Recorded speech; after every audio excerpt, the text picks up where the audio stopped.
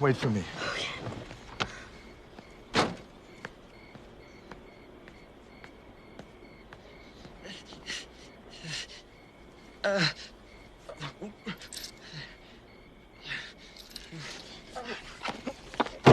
Sally.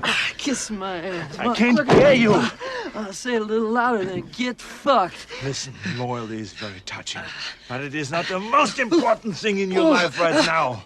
But what is important is gravity. I have to remind you, Sally, this is my weak arm. You can't kill me, Matrix. You need me to find your daughter. Where is she? I don't know. But cook those. I'll take you where I'm supposed to meet her. But you won't, Why not? because I already know. Oh, You remember, Sally, when I promised to kill you last? that's right, Matrix. You did. I lied.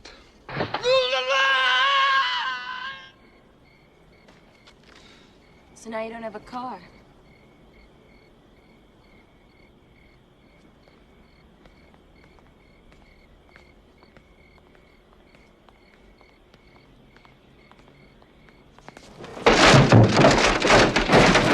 Now I do.